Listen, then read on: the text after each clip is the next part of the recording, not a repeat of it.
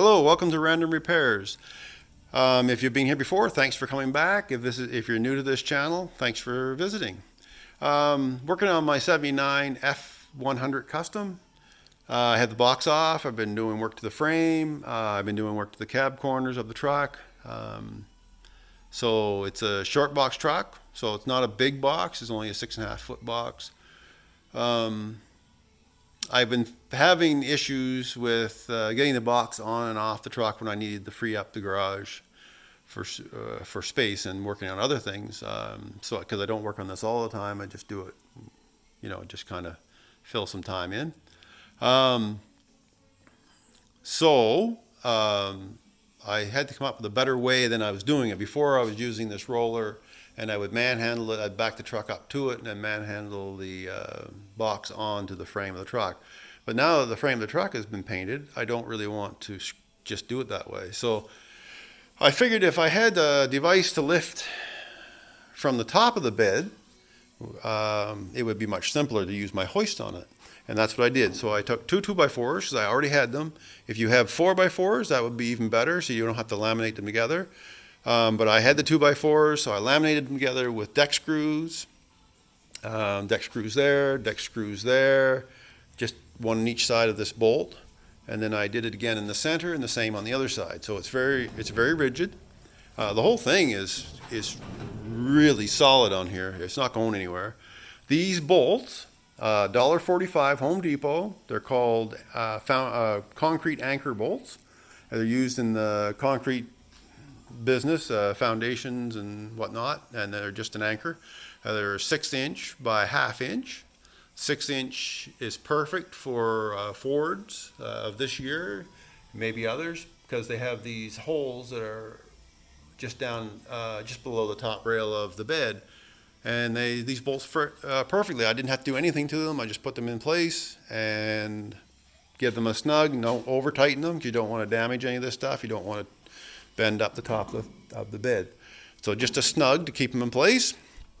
But at the back one's a little different because I had taken out the rear support, bed support in the back, the rear bunk, because I had to fix the holes here. And the bunk was rusted pretty bad anyway, so I bought a new bunk.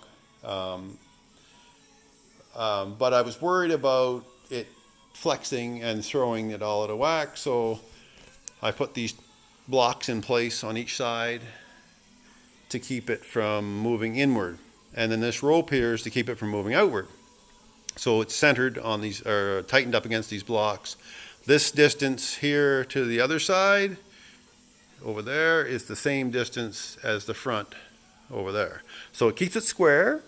I tighten the rope with just a bolt. It's a head bolt out of a Land Rover, but it doesn't really matter what you use. You can use a stick, anything long, strong enough to give it a few twists, just to snug it up tight so it stays in place. Like I said, it's very solid.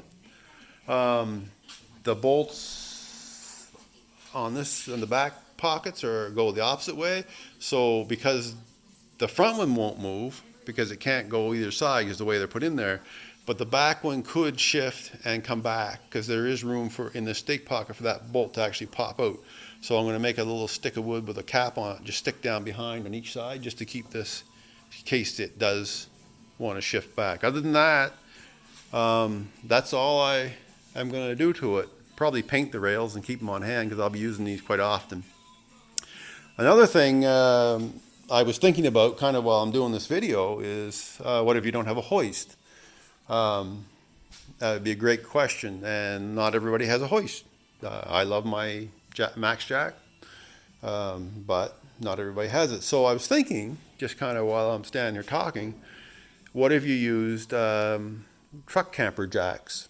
You'd have to support it differently because those you don't want it to roll back or forth or side to side, so you'd have to come up with a way to support it, but maybe end up putting a bracket on the post here somehow. But I think you could get a set of truck